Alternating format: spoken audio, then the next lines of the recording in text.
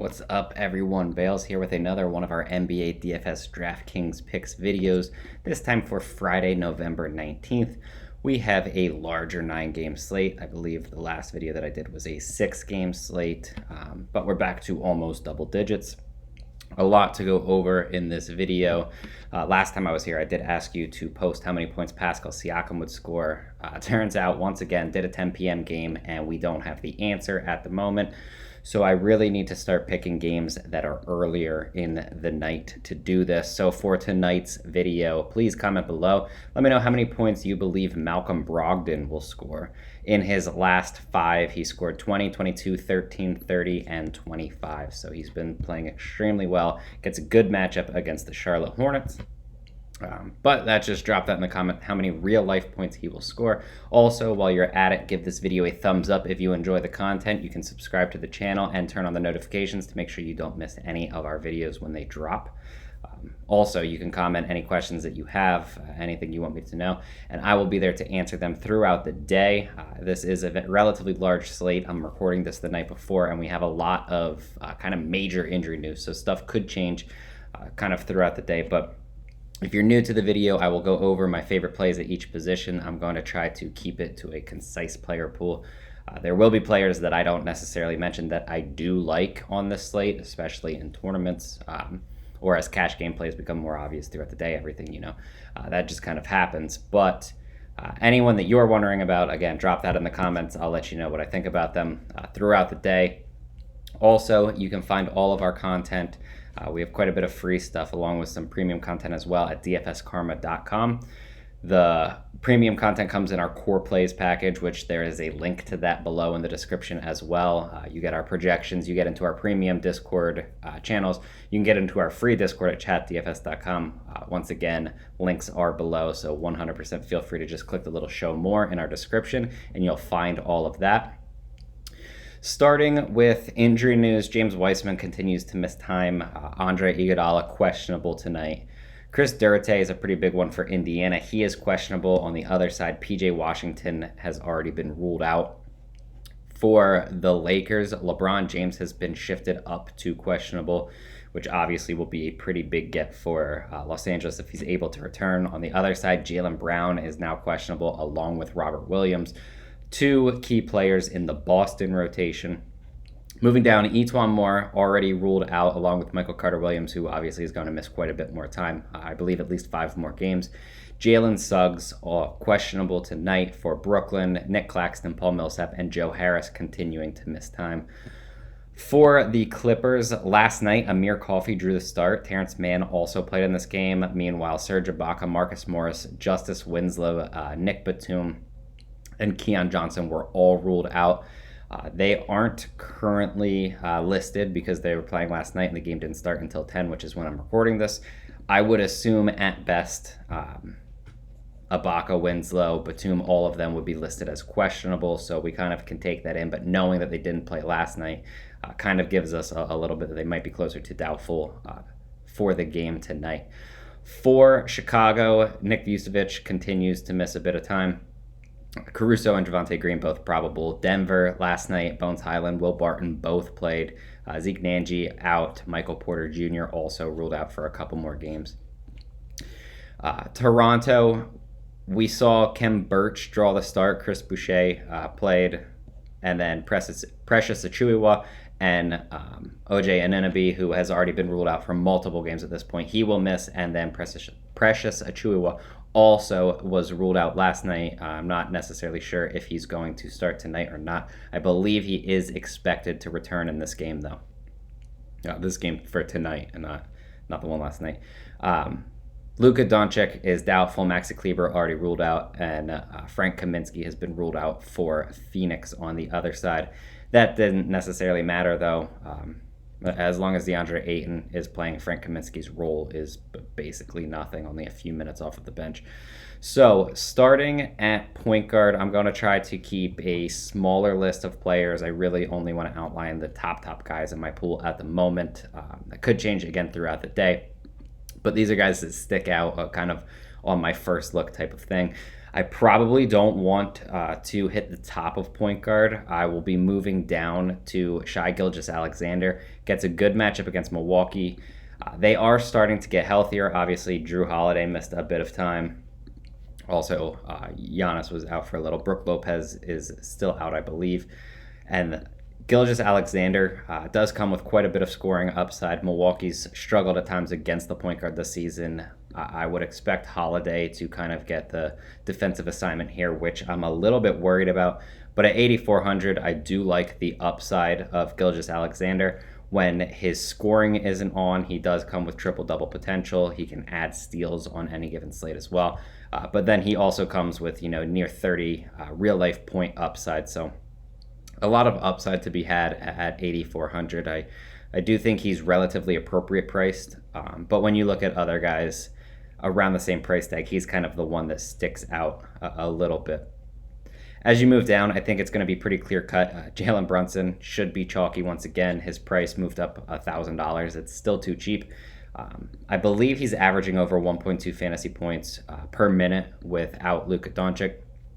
And in his last game, he played 37 minutes, scored 42 fantasy points. So we could see something similar to that. He nearly triple-doubled in that game, ended with 9 rebounds, 9 assists, and then 18 points, which was easily cleared the mark for the triple-double. But the 9 boards and 9 assists both only needed one more to hit that. And he gets the same matchup against Phoenix. So it makes sense that we just go right back to the well with him, even though his price has increased quite a bit. I do believe that he's kind of more or less an obvious option at this point. I do think it's pretty clear cut that you can use him in essentially all leagues. And then as you drop down, the cheap guy at point guard that really makes a lot of sense, Patty Mills continues to play big minutes with Joe Harris out. I can't imagine that changes now. He's played 30 plus in 3 straight. In those games, he has 29.5, 19.5, and 38.5. Even when he wasn't really looking for a shot, he only scored 8 points against Golden State. He took 8 shots in that game, as opposed to 14 and 16 with 21 and 29 points in the other 2 games. He still scored 20 fantasy points because he can add some assists, a couple of rebounds, and steals on any given night. But he's still under 4,000, which is just one of the more shocking price tags. Mills should see 30-plus minutes once again, and similar to Brunson, he will probably be relatively popular. I feel like he realistically is the right play on the slate and good chalk to eat. Moving to shooting guard, I would like to say that Paul George is my option, or my favorite option up near the top. I do think that he's in a good spot against New Orleans. I'm not overly scared of their defense. They don't really have that much rim protection. So Paul George is probably the top option.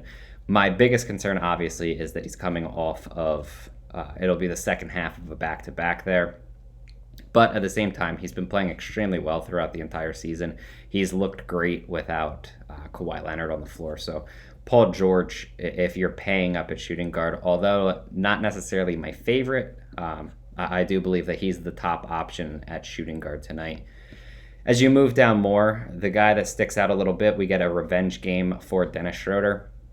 6,600 is actually paying more towards the top of where I was expecting his price tag to be. He struggled in his last 2 games. If Jaylen Brown is back, I probably bump Schroeder out of this spot. I think his minutes are locked in, his role's locked in as long as Jaylen Brown's out. And the Los Angeles Lakers have really struggled to guard opposing point guards. The big issue, obviously, then, if Jaylen Brown's starting, Schroeder comes in as the 6th man type. Still relatively fine. It's just you're paying more towards him needing a ceiling game to really hit value and get what you need in tournaments. So kind of risky, especially if he's coming off the bench. His minutes aren't locked in. His role isn't necessarily locked in with Tatum and Brown taking a ton of the shots. So that's more or less a play if Jaylen Brown is ruled out tonight.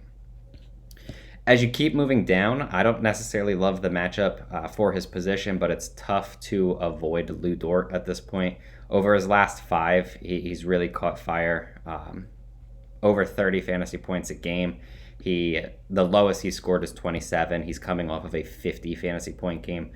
His shot selection is second to none. I've kind of talked about this a lot as I've been taking his props. I talk about it in Discord, but I believe higher than 95% of his shots either come in the paint or beyond the arc. So he's essentially shooting threes or layups, and it just makes a ton of sense for the type of player that he is, because he can also add extra peripheral stats. But he's been scoring extremely well. He has 20 plus points in 5 consecutive, coming off of a 30-point performance against the Houston Rockets.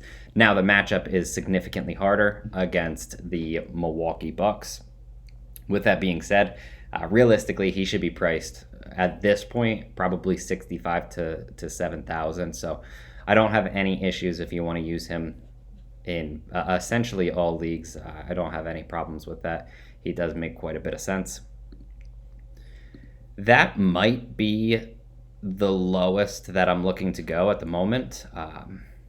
If Jalen Suggs is playing, I have no issues whatsoever with him. He's under 4,000, obviously comes with quite a bit of upside, regardless more or less of his minutes, as long as he gets 25 plus.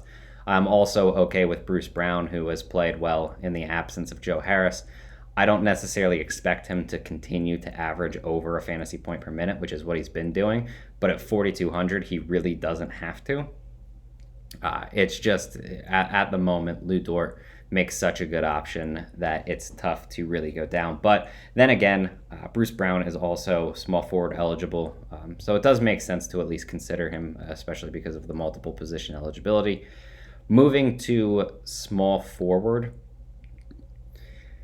I probably move down. Obviously, you can use Paul George in here, who I already talked about. I probably move down to someone like Miles Bridges. He's been safe. The problem is he hasn't flashed all that much upside outside of a few relatively outlier games, and he is priced up at 7,900. He gets a solid matchup against the Indiana Pacers. I don't really have too many issues if you want to consider him. He's relatively safe, and he does come with the upside, so it's at least reasonable. I do think that that's fine. As you move down more, Scotty Barnes is going to take on a larger role with OG Anunoby out. He played 40 minutes 2 games ago. I don't know what he was at last night at the moment against Utah, but I would expect him to continue to get the big minutes. And he gets a solid matchup against the Sacramento Kings, so I do believe that Scotty Barnes is one of the better options. Moving down slightly more, this is a tough option where I need to decide exactly what I want to do, because I'm not sure at the moment. But obviously, we need to talk about Talon Horton Tucker. He scored 42 and 52 in his last 2 games now that he's playing full minutes. The big elephant in the room obviously would be LeBron James returning. Do they move Tucker to shooting guard and slide LeBron James in? Who do they bench? What kind of happens in this situation? Is Talon Horton Tucker still getting the minutes? Is he still producing at the same level? We don't really know, and he's up to 6,000. So if LeBron James is ruled out, Talon Horton Tucker will once again be a chalky option, as he should be. If James is ruled in, I feel people most likely will move off of him. If he's in the starting lineup, I feel like people could go back to him. You'll know this relatively early in the night. The game's at 7:30 against Boston. If he's not in the starting lineup, all of a sudden he's a really good tournament option, more or less for the pure fact that I don't really believe that people are going to be using him, but we could see him kind of be the first guy off the bench with Anthony Davis sliding to center and then bringing Talon Horton Tucker in and going a little bit smaller. So a lot of interesting stuff happening in that situation that I feel like really kind of needs to be looked at overall, but he does make an interesting option, to say the least, on this type of slate. If you're looking for the salary relief options, I think you can very clearly go Josh Richardson for 3,400. That is if Jaylen Brown is out. If Brown's in, I probably take Richardson out of my pool, because I would assume that he loses the majority of his minutes like he did earlier in the season. You can also go Bruce Brown at the same price tag. Dorian Finney-Smith should be locked into big minutes. He scored 20 fantasy points in the same matchup the other night, so I don't really have too many issues with Finney-Smith for his price tag, although you kind of need more of an outlier game for him to truly hit his ceiling. At power forward, if you're spending up, you're just at this point spending up on Giannis. I mean, there just aren't that many fantasy players in the NBA that are doing what he can do. Uh, Up top, I also do like Anthony Davis as well. I'll like him even more if LeBron James is out. That kind of goes without saying. But if James is playing, I do believe Anthony Davis loses a bit of value. The big guy at power forward that more or less is going to turn into chalk, as he should be, Kristaps Porzingis. He scored 48 fantasy points in 32 minutes against Phoenix. He shot 7 of 20. Just wait until he shoots a little bit better from the field. He has 60-plus fantasy point upside, still under 8,000, and came relatively close to a triple-double, 8 rebounds, 7 assists. So a little bit off there, but has flashed the potential. Throughout his career, he's also looked really, really good for Dallas without Luka Doncic in the lineup. So as soon as Luka is officially ruled out, Porzingis becomes one of the clear-cut chalk options, and it's going to be really tough not to use him. As you continue down, there aren't that many players that I feel like are great options. I think you can take a shot on someone like Aaron Gordon, locked into big minutes. The upside is there. Chimezie Metu is starting. I believe, oddly enough, they announced that he'll start like the next 3 games or something, as if they're going to then review it and maybe pull him from the starting lineup. I don't know what the point of kind of saying that is, but his minutes dropped back down to 25 in their last game, even though his price tag is now up to 4,500. Still, he shot 25% from the field in that game, didn't make any threes after hitting 2, 3, and 3 in his games before that, and he scored 18 fantasy points. So completely fine with him in this situation. He's a better tournament option for the increased price tag than cash game play, but I have no real issues with him, especially in that type of matchup against Toronto, who obviously is struggling with injuries to Anunoby and kind of their front court. So I do think that that's fine. Right below him, Franz Wagner has really gotten no respect throughout the season. I think the highest he's been is like 5,500. He's coming off of 2 really good games, 28 and 31 fantasy points. He can add rebounds, a few assists. He can add blocks and steals each night, but you're not really going to get anything elite out of that. And then he does come with quite a bit of scoring potential. So at 4,300, it's just a little bit too cheap for the type of player that he is. And obviously, Orlando is completely fine giving him, plenty of minutes to handle. At center, oddly enough, Nikola Jokic isn't the most expensive option. With that being said, great play against Chicago. With Vucevic still out, they have absolutely no one that's going to be able to defend against him. I am 100% fine with Jokic in all leagues. I guess you're probably going to be deciding between Giannis and Jokic, and I think that both are really good options. At the moment, I don't necessarily know which one I would prefer. I guess I would go maybe Jokic 1A, Giannis 1B, but both of them are just really, really good options. As you move down, Pascal Siakam is locked into big minutes, especially with Anunoby out. Could see a larger offensive role. Does come with, a little bit of triple-double upside and plenty of scoring potential, and gets a good matchup against Sacramento. The big thing is that I want to see what he has done against Utah last night. At the moment, I don't have that information, but still, he's going to be a very good option. 6,700, DeAndre Ayton feels like the obvious option. He's played extremely well, even in limited minutes in recent games. He's coming off of a big double-double against Dallas, where he scored 19 with 13 rebounds. They've struggled against centers the entire season. DeAndre Ayton still under 7,000. Pretty easy play. He's been significantly better at home. That should continue. So at 6,700, he seems like a pretty obvious option. And then you have kind of more of the same. In terms of that, I mean guys that we've been playing whose prices just aren't coming up. Ivica Zubac, Isaiah Stewart, both of them are right around 5,000. Both of them make sense in these two matchups, so they can be used pretty easily. Precious Achiuwa, if he's back in the lineup, this is the type of matchup that he can play in because Sacramento just doesn't have all that much size. He's only 4,300, so quite a bit to go on down here. We'll still have to wait on a little bit of injury news. One of the other options that I think is at least reasonable, if you want to take the shot for 3,300 or 3,400, Dwight Powell, coming off of a 26 fantasy point game where he only made one shot against Phoenix. Do I truly expect him to have 13 rebounds again? No, he only played 22 minutes.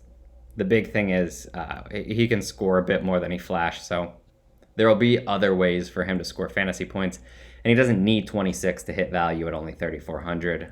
Plus, he gets the same matchup against Phoenix here, so I do think that if you really want to take the shot on a low-owned or a cheaper guy, he is one of the better options at this point. But that essentially does it.